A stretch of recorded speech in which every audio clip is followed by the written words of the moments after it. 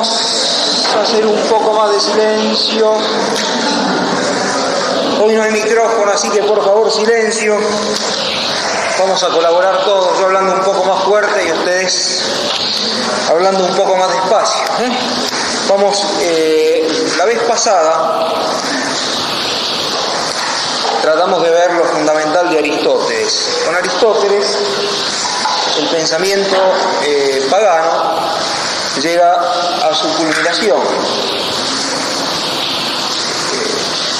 La historia de la filosofía pagana prosigue en el mundo griego e incluso en el mundo romano, pero no hay novedades. No hay novedades.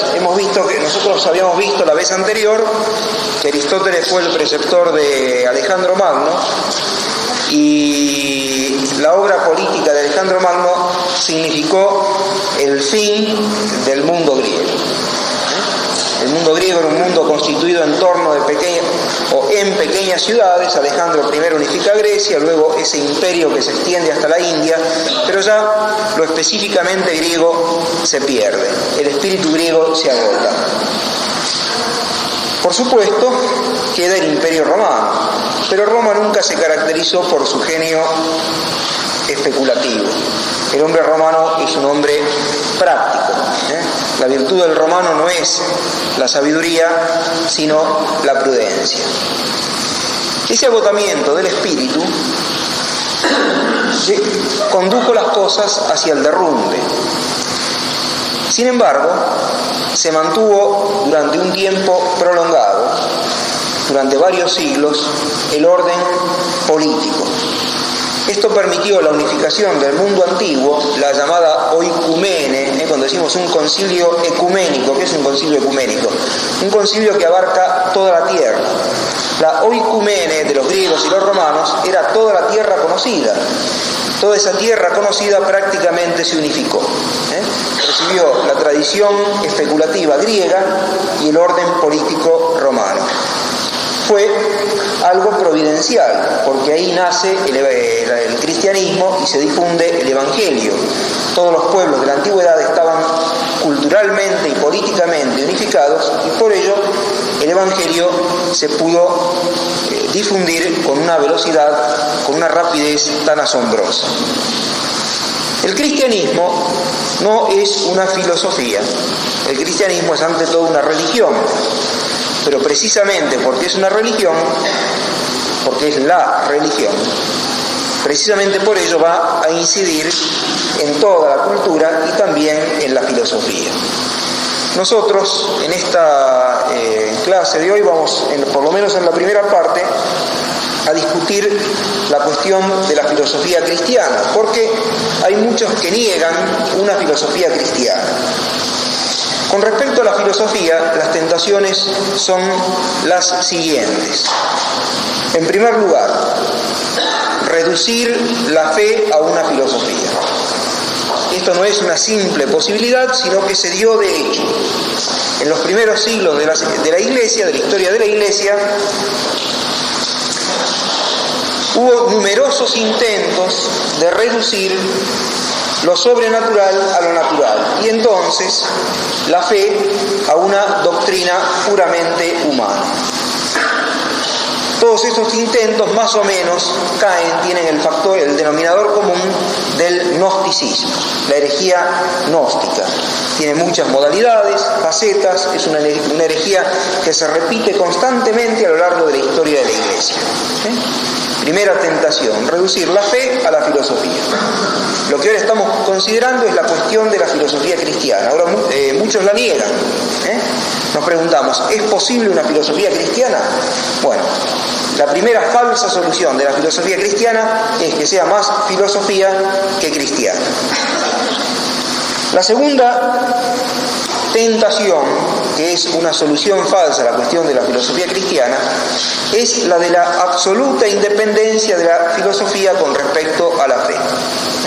Esto no cuajó tanto en el cristianismo, pero sí en el mundo musulmán y tuvo sus ecos en el mundo cristiano. Es decir, una es la verdad religiosa y otra es la verdad filosófica. Aunque ambas no concuerden, sin embargo, ambas deben ser ser admitidas. ¿Por qué? Porque la religión, en definitiva, es algo del sentimiento o de lo irracional. Superior o inferior a la razón es algo irracional. En cambio, la filosofía es racional. Están en planos distintos, por lo tanto, no puede haber colisión entre una y otra. El famoso ejemplo del águila y la ballena. Un águila nunca puede chocar con una ballena. ¿Por qué? Porque están en distintos planos. Es decir, no puede ser. Un avión no va a chocar con un camión. Es decir, son de distintos planos. Entonces, es decir, ambas son lícitas y cada una tiene su verdad. Y en el último siglo, la posibilidad de la filosofía cristiana fue rechazada por aquellos que emplean el siguiente argumento. Dicen, la filosofía cristiana es un fraude. Se trata siempre de apologética. ¿Por qué? Porque el que filosofa se pregunta sobre el sentido de la realidad.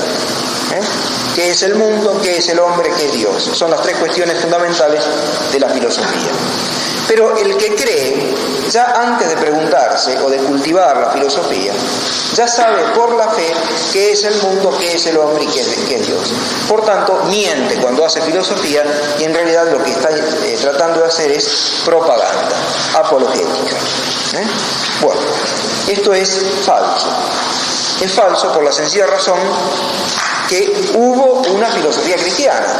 Si hubo una filosofía cristiana, eso significa que la filosofía cristiana es posible. Es decir, ¿cuándo hubo una filosofía cristiana? Y prácticamente desde el comienzo mismo de la historia de la Iglesia y jamás se ha interrumpido. Si existió, significa que es posible. Si me preguntaran, ¿es posible un animal que tenga 5 patas, 4 alas y 2 cuernos en la cabeza? No sé. Pero si ese animal existe y aparece, ya no me puedo preguntar si es posible. Si existe, es posible. Bueno, la filosofía cristiana es posible por la sencilla razón que existió. Pero vamos a ver cuál es la relación que guarda con la fe la filosofía. Antes de seguir adelante, recapitulemos. Es decir, ayudará a entender lo que sigue. El pensamiento griego llega a su culminación con Aristóteles. Se continúa el pensamiento griego, luego el pensamiento romano, pero son escuelas que no aportan novedades filosóficas. Es una filosofía de la decadencia. ¿Por qué es así? Porque el espíritu griego se había agotado.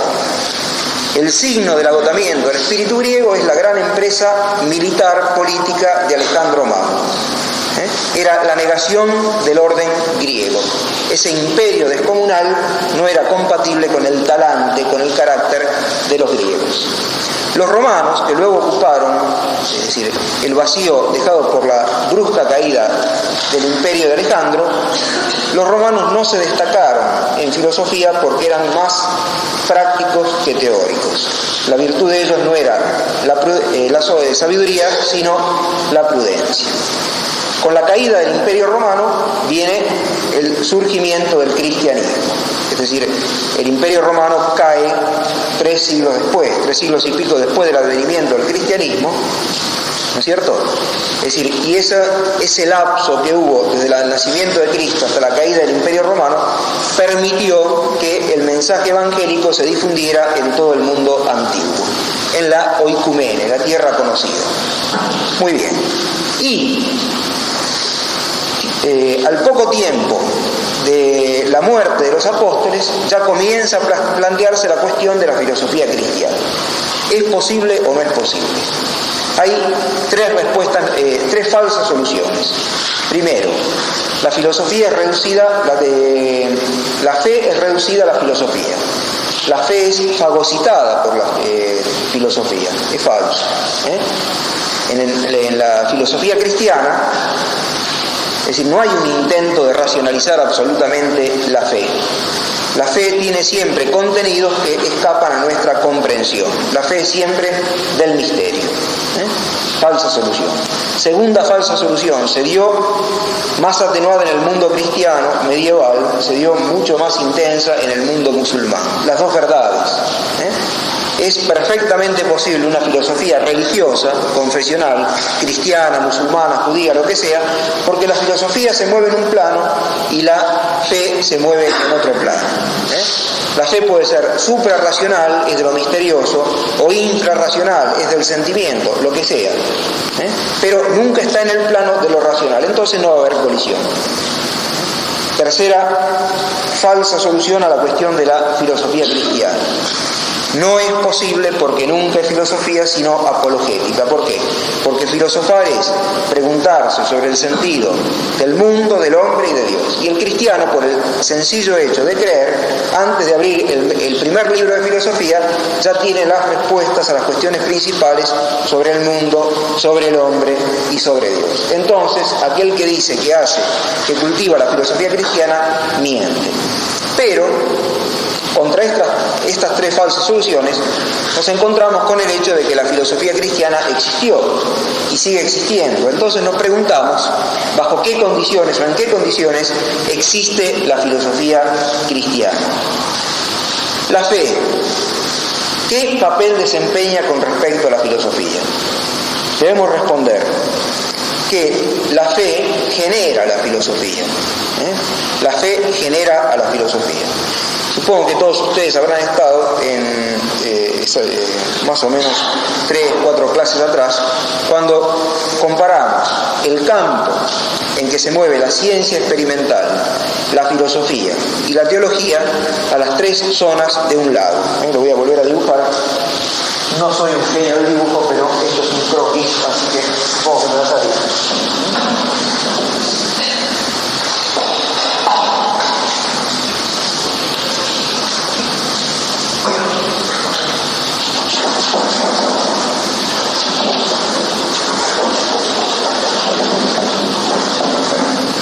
Esta es la tierra firme, este es el agua. El que se para en la tierra firme ve esta zona y puede investigar, pongamos, hasta acá. Con facilidad. La vista llega hasta acá, hasta lo punteado.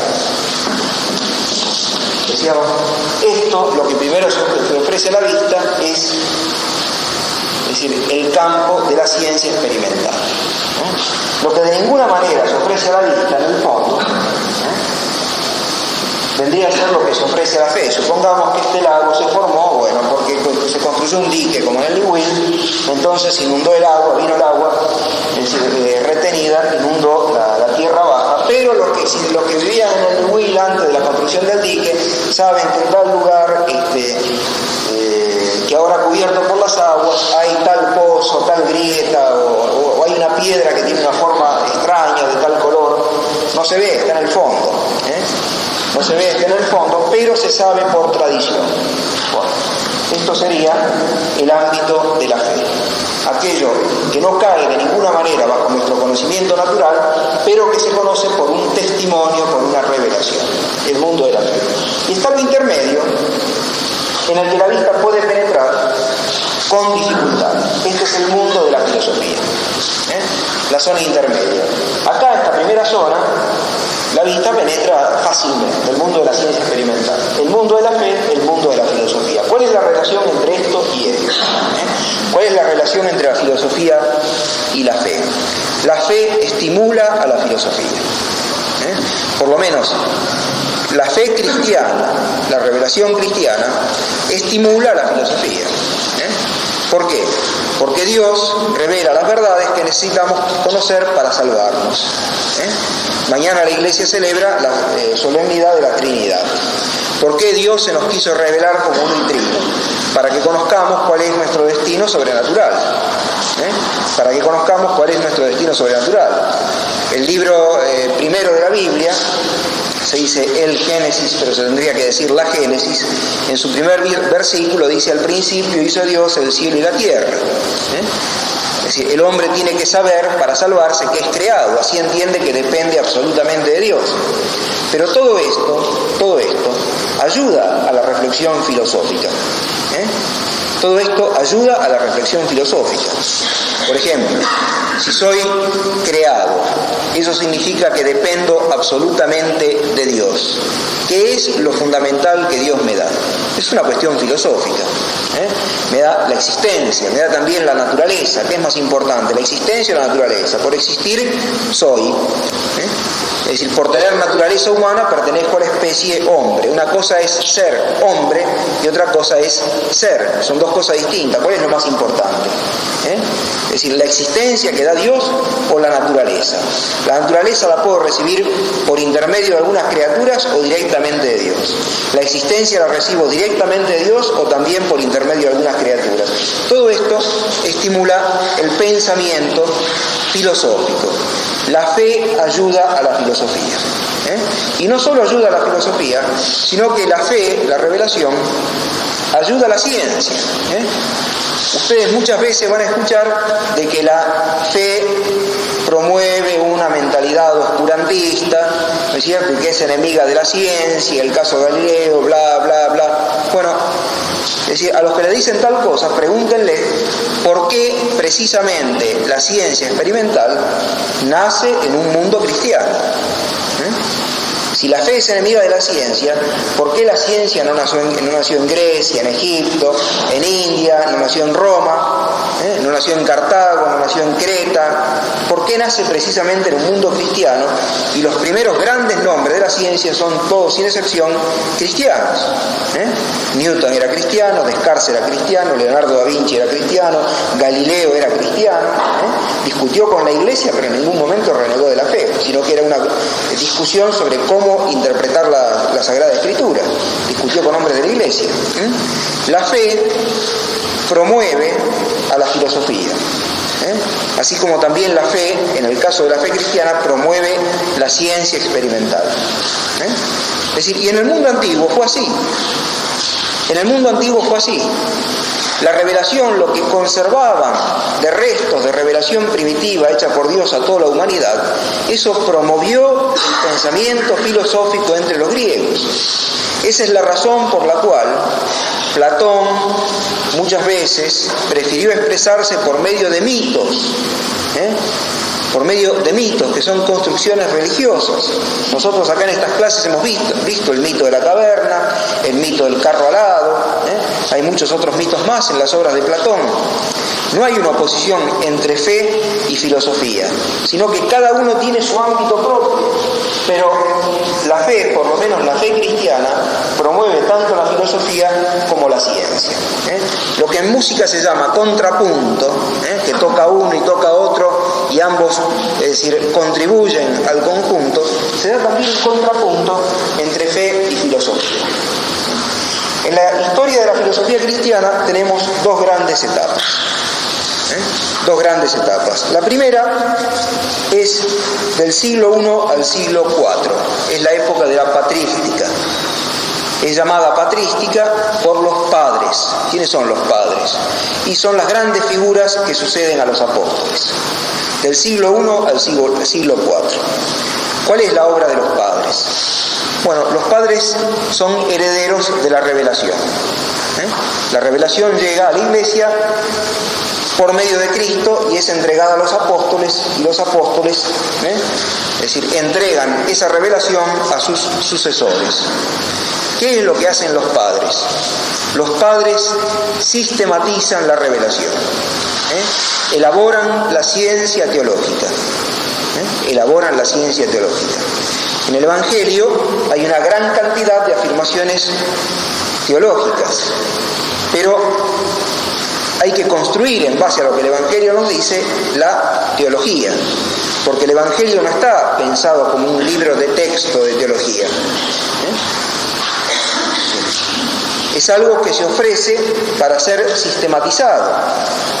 Y esa es la obra de los padres.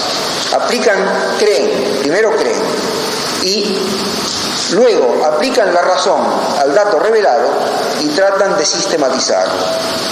Pero además, los padres tratan de sentar las bases de una filosofía cristiana. Porque ellos se encuentran con la herencia cultural pagana, la herencia cultural de los griegos y en menor medida la de los romanos. y se preguntan ¿qué hay que hacer con esto? ¿Hay que rechazarlo en pleno? Como tenían sentido común, se daban cuenta que había muchísimas cosas que eran valiosas de la tradición pagana. No todo lo pagano era bueno, pero tampoco todo lo pagano era malo. Entonces, ¿qué hay que hacer con esa tradición pagana? Y salvar lo aprovechable. Y como entre las cosas que venían de la herencia pagana estaba la filosofía, se interesan por una filosofía que sea compatible con la verdad revelada.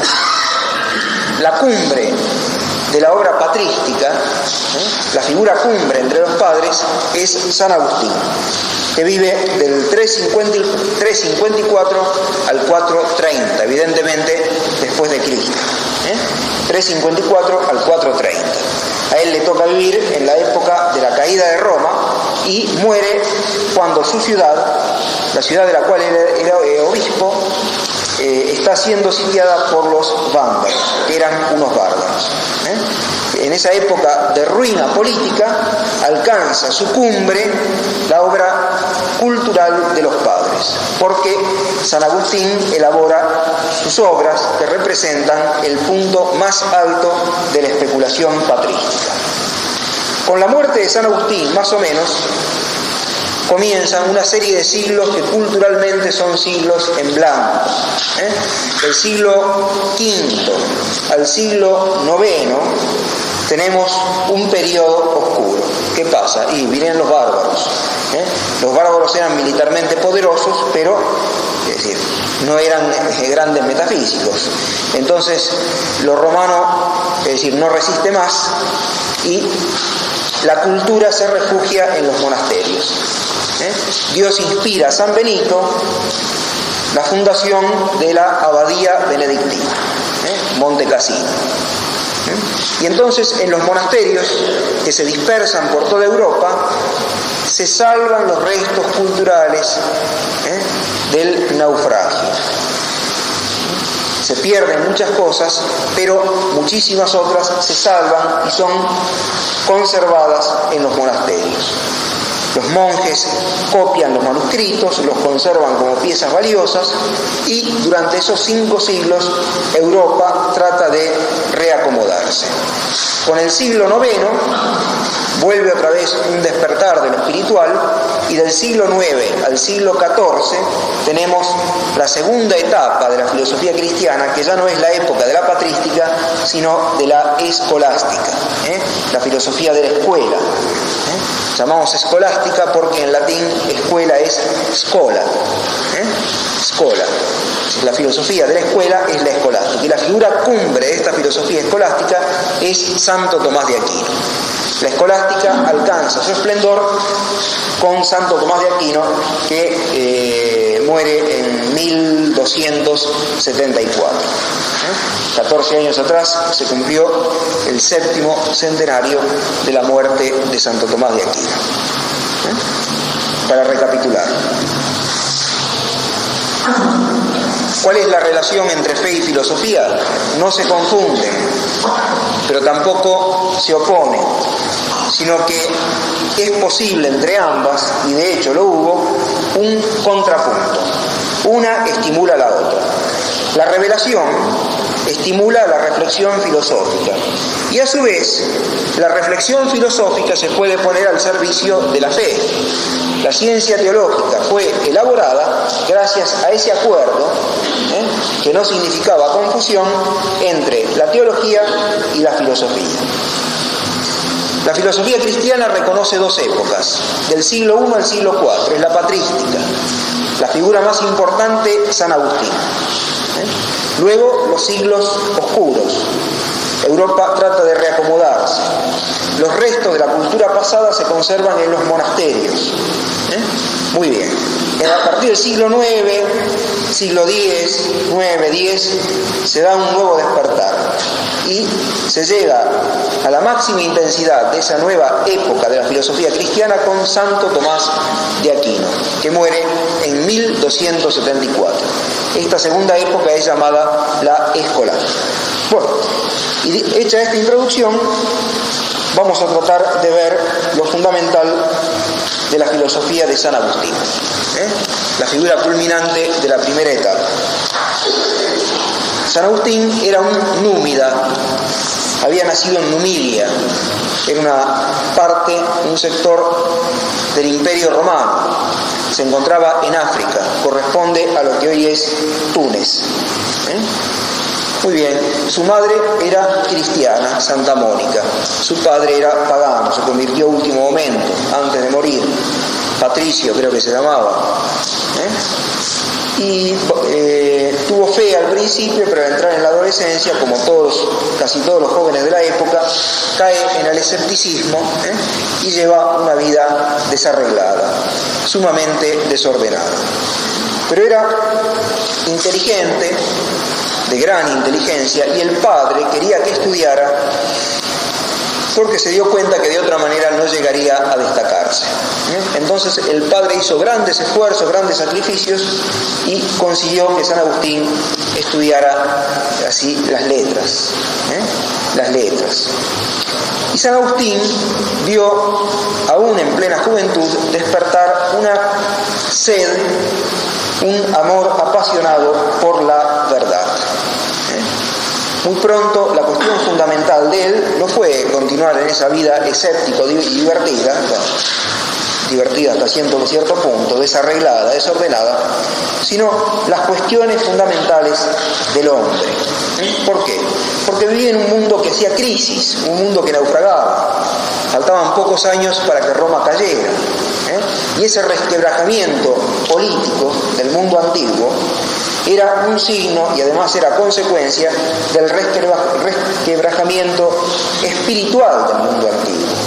Los hombres habían perdido las certezas fundamentales.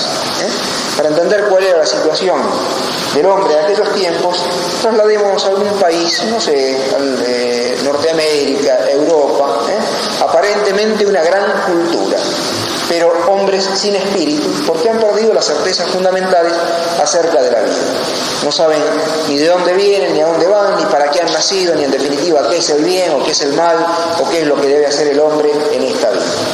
Cada uno trata de divertirse, o uno tiene un cierto código de valores que de ninguna manera pretende imponérselo a los demás. San Agustín vio que esta situación era inhumana y comenzó seriamente a buscar la verdad. Al principio adhirió a una secta religiosa, el maniqueísmo, llamado así por su fundador, Mani. El maniqueísmo era una forma de dualismo. ¿Qué llamamos dualismo? Ponía dos principios, el bien y el mal. San Agustín permaneció durante un tiempo entre los maniqueos, pero pronto se dio cuenta de que el mal no es una sustancia semejante al bien, sino que el mal es simplemente una privación del bien. El mal es una carencia. Es una tentación constante de la filosofía oriental poner dos principios, uno bueno, otro malo, pero es decir, en definitiva el bueno es espiritual, el malo es corporal, todo el mundo corporal está bajo el influjo del mal, el mundo corporal es malo. Esto es falso. El mundo corporal es bueno. El mundo corporal es bueno. En todo caso, si hay mal en el mundo corporal, eso se debe a que el mal es una privación, algo que falta, un defecto, pero no una sustancia. Y además, el mal se encuentra también en el mundo espiritual, y de un modo mucho más grave. Mucho peor que a alguien le falte un ojo o que a alguien le falte una pierna, es decir, eso es mal en el orden corporal, es que el alma está en pecado, que es mal en el orden espiritual. Bueno, lo cierto es que San Agustín quiere salir del escepticismo, comienza a buscar la verdad, y su primer intento por encontrar una verdad que dé sentido a todas las cosas de esta vida es el maniqueísmo. En una forma religiosa, filosófica, venida del Asia, dos principios, el bien y el mal. San Agustín sale porque advierte de que el mal no es un principio, el mal no es una sustancia, sino que es algo que falta. No es, sino que, es decir, no es algo positivo, sino que es algo negativo. Bueno, ¿hacia dónde se orienta? Hacia la filosofía. Falla su expectativa religiosa y entonces busca lo filosófico. se hace platónico, es decir, neoplatónico. Pertenece a la nueva academia, que decían ser continuadores de Platón, herederos de la tradición platónica. Pero en realidad han variado muchísimo las cosas desde Platón hasta los días de San Agustín, y los que se hacen llamar platónicos son más bien escépticos. También son un reflejo de su época, de su tiempo. ¿Quién es el escéptico? El que desespera de encontrar la verdad. Son relativistas, podríamos decir así, todo es relativo, no hay criterios absolutos, no podemos hacer juicios absolutos, afirmaciones absolutas que valgan para todos, en todos los tiempos, en todos los lugares. Pero Agustín también descubre bastante pronto el engaño. El relativista de ninguna manera es relativista. El tipo que dice no se pueden hacer afirmaciones absolutas está haciendo una afirmación absoluta. El que dice en esta vida todo es relativo está formulando un juicio que pretende que no sea relativo. No sé si me explico. Es decir, caen en la contradicción. Y además, San Agustín rechaza este escepticismo de los neoplatónicos o de los de la nueva academia, porque no concuerda con el deseo, con la exigencia de su corazón. El alma del hombre está hecha para encontrar la verdad, una verdad que dé sentido a la vida, una verdad que dé sentido al mundo, una verdad que dé sentido a todo lo que uno hace, incluso a todo lo que uno padece. No se resigna a vivir sin esa verdad. Bueno, en el libro de las Confesiones, San Agustín deja maravillosamente narrada esta agonía espiritual, esta búsqueda agónica que duró muchos años. Pero contaba con una madre que afortunadamente para él era santa. Durante 20 años Santa Mónica rezó por él. Y por fin, a los 30 años, con un poco más de 30 años, Agustín vuelve a la fe. Agustín vuelve a la fe. Es decir, y todo ese apetito, es decir, insaciable de verdad, lo encuentra satisfecho al conocer al que dijo, yo soy la verdad, Cristo. Yo soy el camino, yo soy la verdad y soy la vida. Pero él comenta aquellas palabras del apóstol San Pablo, todas las cosas cooperan para el bien de los que Dios ama. Y se pregunta, ¿también los pecados? Sí, también los pecados. Se refiere a su propio caso, a su vida anterior de pecador, porque toda esa larga búsqueda de la verdad que lo hizo pasar por la ciencia humana, era un conocedor de la ciencia de su tiempo, San Agustín, todas las artes, todo ese gran bagaje cultural, San Agustín lo va a poner al servicio de la fe. Luchó contra toda clase de herejes, el maniqueísmo, contra los pelagianos, en fin, una cantidad de herejes contra los cuales él luchó.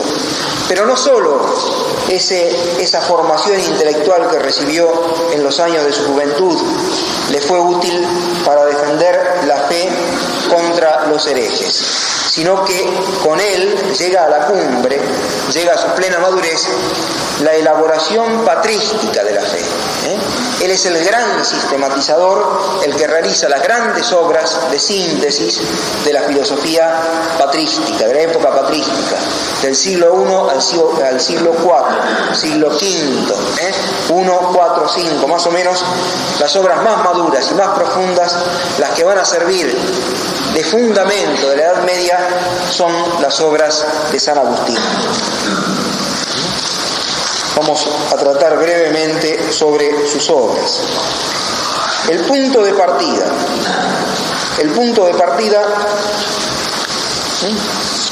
está reflejado por estas palabras. Había sido un buscador de la verdad. ¿El hombre tiene certeza de alguna verdad? Sí, responde San Agustín, después de mucho considerar. Puede disputarse si las cosas en general y el alma en particular están hechas de fuego, de aire o de otro elemento. Eran las cuestiones de la filosofía antigua. ¿Cuál es el elemento último de las cosas? El fuego, el agua, la tierra, el aire, los átomos. ¿De qué consta el alma? Y el alma es espíritu. No, el alma es como una sustancia sutil, pero no es espiritual. Bueno, San Agustín dice, puede disputarse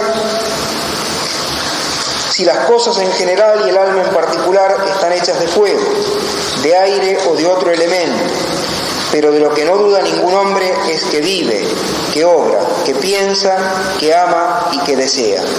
En otras palabras, el camino hacia la verdad se abre a través de esta vía que se ofrece con la claridad de lo propio, de lo personalmente vivido. ¿Cuál es la verdad indudable que sirve de fundamento a todas las verdades? La primera verdad que necesariamente encuentra aún aquel que duda de todas las cosas.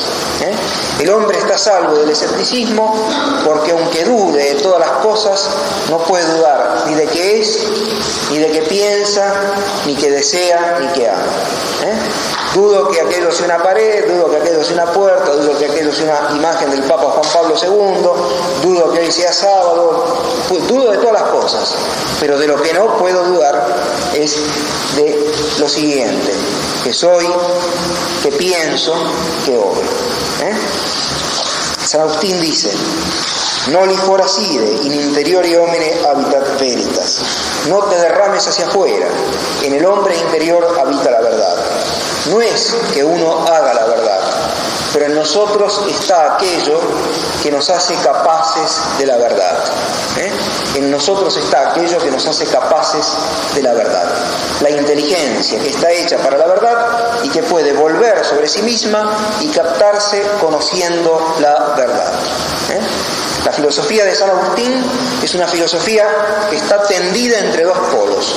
Un polo es el alma y el otro polo es Dios. El punto de partida para este que había sido atormentado por el escepticismo durante toda su juventud es la certeza de que cada uno es. Ahora bien, tan pronto uno admite esta certeza que uno es y que no se engaña cuando dice que piensa, descubre que el pensamiento tiene otras certezas. Por ejemplo, los principios metafísicos. El ser es, el no ser no es, el todo es mayor que las partes. Es decir, si una cosa es igual a otra y esta es igual a una tercera, la primera es igual a la tercera, los axiomas de tipo matemático. ¿Cuál es el origen de estas verdades? La primera verdad es captada porque cada uno existe. Es la verdad de lo que uno vive, de lo existencial. Pero el origen de todas las otras verdades con que se encuentra el pensamiento, ¿cuál es? San Agustín aquí permanece fiel a la tradición platónica. Platón había dicho, no puede ser que el origen de la verdad que encuentra el pensamiento sean las cosas del mundo. ¿Por qué? Porque el pensamiento llega a verdades que son definitivas, inmutables, invariables. Por ejemplo,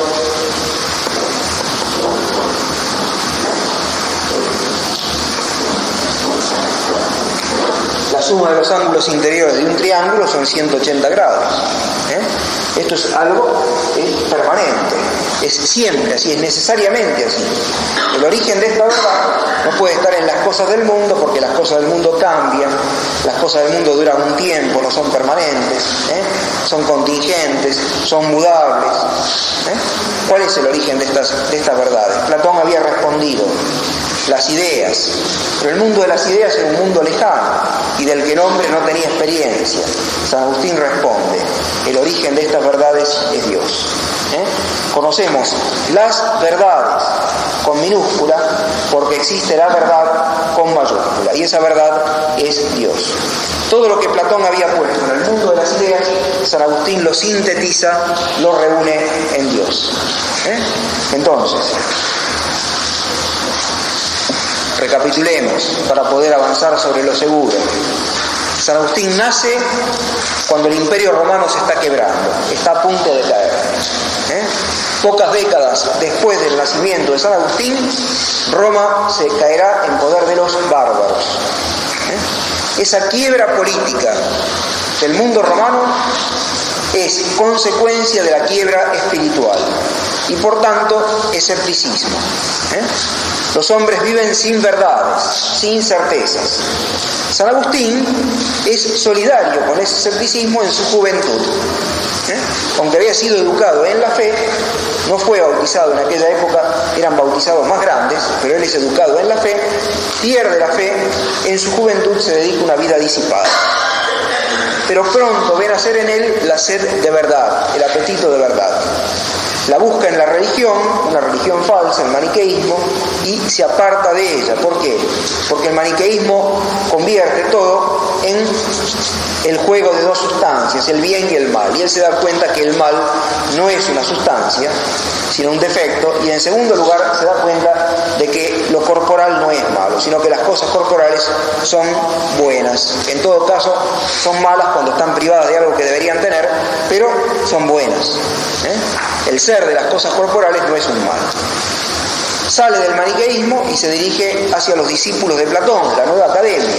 Pero la nueva academia era escéptica y se da cuenta de la contradicción del escepticismo. El que dice no podemos conocer una verdad absoluta está proclamando una verdad absoluta, que para todos los hombres es valedero, para todos los hombres, todos los tiempos, es valedero de que no podemos conocer una verdad absoluta. Se aparta de ese escepticismo y entonces se da la conversión. Se da la conversión. Todo ese lento proceso de búsqueda de la verdad que lo había hecho poseedor de todas las técnicas y artes humanas con respecto a la búsqueda de la verdad y expresión de la verdad, la pondrá al servicio de la fe. San Agustín es el gran martillo de los herejes de su siglo, pero sobre todo es el gran teólogo, sistematizador de la teología. Ahora, además de teología, hay en San Agustín una filosofía. ¿Cuáles son los hitos, los puntos fundamentales de esta filosofía? Primero, el hombre puede conocer la verdad. ¿Cuál es esa verdad indudable? Nos quedamos un minuto. ¿Cuál es esa verdad indudable que el hombre puede conocer, aunque dude de todas las cosas? ¿Qué es? Que existe y que piensa. Tan pronto como reconoce la verdad de su pensamiento, se encuentra con que el pensamiento conoce verdades necesarias. ¿De dónde? ¿Cuál es el fundamento de esas verdades necesarias? Las propiedades de un triángulo, que el ser es, el no ser no es, el todo es mayor que las partes, etc. No pueden ser las cosas del mundo porque son contingentes, no son necesarias, son mudables, en cambio estas verdades son eternas. El fundamento es Dios. Toda la filosofía de San Agustín es un esfuerzo por unir los dos polos, el alma y Dios. En la ciudad de Dios elaboró la primera, o por lo menos la obra más importante de la teología de la historia. Y su aventura espiritual la dejó narrada en una forma bellísima en uno de los libros más importantes de la humanidad, las Confesiones. Bueno, esto es un esbozo, apenas un esbozo, de la filosofía de San Agustín, de la cuestión de la filosofía cristiana, y el sábado que viene, Dios mediante, veremos la otra cumbre de la filosofía cristiana, Santo Tomás. Bueno, hasta el sábado, si Dios quiere.